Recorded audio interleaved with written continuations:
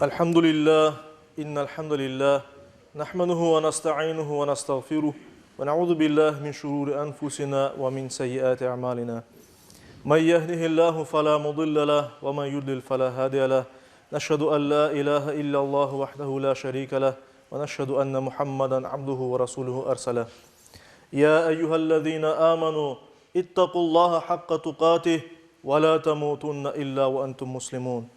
Eyyühen nas اتقوا ربكم الذي خلقكم من نفس واحدة وخلق منها زوجها وبث منهما رجالا كثيرا ونساء يا أيها الذين آمنوا اتقوا الله وقولوا قولا سديدا يصلح لكم أعمالكم ويغفر لكم ذنوبكم ومن يطع الله ورسوله فقد فاز فوزا عظيما أيها الناس قال الله تبارك وتعالى في كتابه الكريم أعوذ بالله من الشيطان الرجيم بسم الله الرحمن الرحيم الذي خلق الموت والحياة ليبلوكم أيكم أحسن عملا وهو العزيز الغفور صدق الله ربنا الأعلى. Saygılı cemaat-i Müslümin, bir hadis-i şerifte, Bukhari Müslim'de geçen bir hadis-i şerifte Peygamberimiz sallallahu aleyhi ve sellem hakkında böyle hadis anlatılmakta. Peygamberle beraber yaş sahabe Muaz'ın yolculukta keteydiler. Ve Peygamberimiz sallallahu aleyhi ve sellem Muaz'dan böyle sual soradı. Muaz, Allah'ın kulları üstündeki hakkı ne olganını bilesin mi?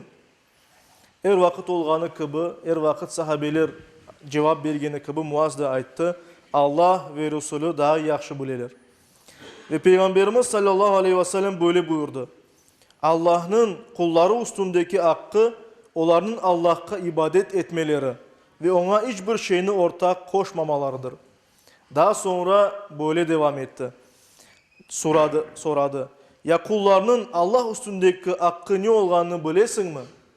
Ve gene de Muaz'ın Allah ve Resulü daha yaxşı bile deyip aytkanından sonra Peygamberimiz sallallahu aleyhi ve sellem böyle buyurdu. Allah'a şirk etmegen, ona ortak koşmagan kimsege azap etmemesidir. İşte saygılı cemaat-i Müslümin, Peygamberimiz sallallahu aleyhi ve sellem'in bu hadis-i şeriften görüyoruz ki Allah'ın hakkı bizim vazifemiz bir Allah'ını tanımak ve ona kulluk vazifesini yerine getirmek. Ve Allah öz üstüne hak olarak, vazife olarak ala ve bizge bir hak bere ki eğer biz böyle yapsak biz inşallah Allah'ın razılığına yetişip cennetlik oluruz inşallah. İşte Rabbimizin üstümüzdeki en büyük hakkı onu tanımak, ona kul olmaktır. Ve ona teslimiyet ve sadakat göstermektir. Yani onun aytkanlarını yerine getirmek, emirlerini yerine getirmek, yasaklarından uzak olmak ve dinini kütmektir. Çünkü her bir insanın, her birimizin yaratılış gayemiz Allah'ın var olduğuna ve birliğine şeksiz şüphesiz iman etmektir. Her türlü büyüklükün yalnız Allah'a ait olganını kabul etmektir. Ve onun yasak emirlerini gözetip hayat sürmektir. Ona göre biz ibadetlerimizni becermektemiz. Ona göre biz namaz kılamız, oraza tutamız, zekat veremiz ve adam öldürmeyimiz, hırsızlık yapmayımız, içki içmeyimiz, domuz eti aşamayımız ve yalan boten laflar etmeyimiz. Çünkü bütün bunlar Allah-u Teala'nın buyrukları ve onun bize göstergen doğru dinidir. Rabbimiz Allah-u Teala her şeyini ve her kimini yarattı. Bütün mahlukatını yarattı. Yüce Rabbimiz cömertlikte eşsizdir. Çünkü o çok nimetler beri her bir kimge ve her bir şeyge şu cümleden insana. Ve onun nimetleri saymakla bitmez. O kadar nimet bizge belgen. Ve ona göre de her bir insanın nimetleri kolunda olanları Allah'tandır. Algan nefesimizden içken suyumuzga, aşağıdan lokmamızdan geçirgen vaktimizga kadar her şey onun bizge lütfudur. Bizim akılımız, gönlümüz, sevgi ve merhametimiz, birbirimizge olan muhabbetimiz hep onun bizlerge ikramıdır. Aysa bizge ömrümüzni, türlü nimetlerini bağışlayan Allah'a ne kadar şükür etsek az değil mi?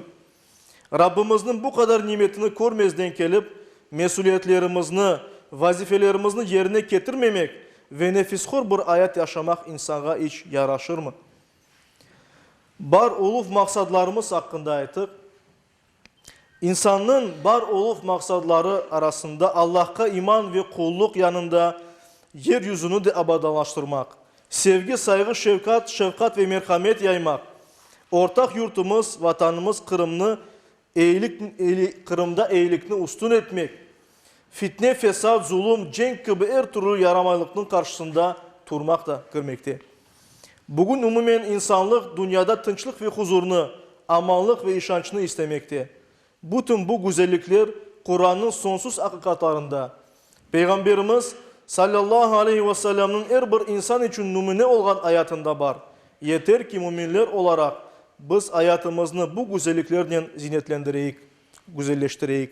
Yeter ki bu güzelliklerini gelişkin bir dille, hikmetli bir üslupla insanlık ailesine takdim eteyik.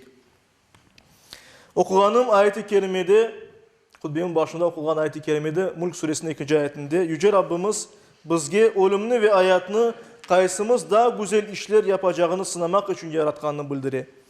Böyleyken şu kıskaçık imtihan dünyasında bizge tuşkeni Allah'ını zikir ve şükürle anmak, umurunu savaplı işlerle geçirmek, ahiretini unutmamak, bu hakikatlarını yaymak, insanların, diğer insanların da hususan yakınlarımızın, korantalarımızın kurtuluşuna vesile olmaktır.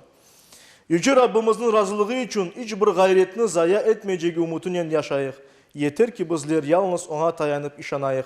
Yeter ki Kur'an-ı Kerim'de Enam suresi 162. ayet-i kerimede buyurulğanı gibi benim namazım, her bir ibadetim, hayatım ve ölümüm alemlerinin Rabbi olan Allah içindir deyip her vakit Rabbimizin razılığı için yaşayıq.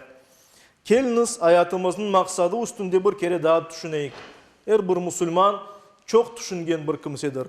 Keliniz hayatımızın maksadı hakkında düşüneyik. Bar olup gayemizge uygun hayat yaşamaya gayret eteyik. Umurumuz ne vakit biteceği belgisizdir. Onun sonunda Fecr suresinde anlatılğanı gibi 27-30. ayetlerde geçken ilahi müjdeni eşitmek umutumuz olsun. Umurumuzun sonunda böyle sözlerini, Kur'an-ı Kerim'de geçken böyle sözlerini eşitmek müjdemiz olsun, umutumuz olsun. Ey huzur içinde olgan can, sen Allah'tan, o da senden razı olarak Rabbime kayıt. Güzel kullarının arasına kır, cennetime kır. İşte her birimizge Yüce Rabbimiz bu sözlerini eşitmeye, onun dinini yaşamaya, yaşatmaya, Müslüman olarak yaşamaya, Müslüman olarak son nefesimizi vermeye nasip etsin yakınlarımızla beraber. Amin.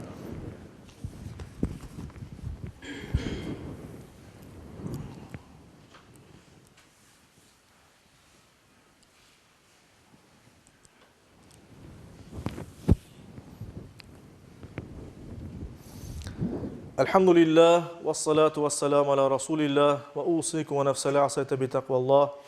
İnna Allah ve melaiketehu yusallun alen nebi. Ya eyyühellezine amanu sallu aleyhi ve sellimu teslima. Allahümme sallallahu Vardallahu man hulefa'l erba'a Ebi Bekri ve Umar ve Uthman ve Ali ve en sairil ali ve sahabeti ve tabi'in ve men tabi'ahum bi ihsanin ila yevmiddin ve anna ma'hum bi affike ve keramike ya ekremel ekremin ve ya erhamer rahimin.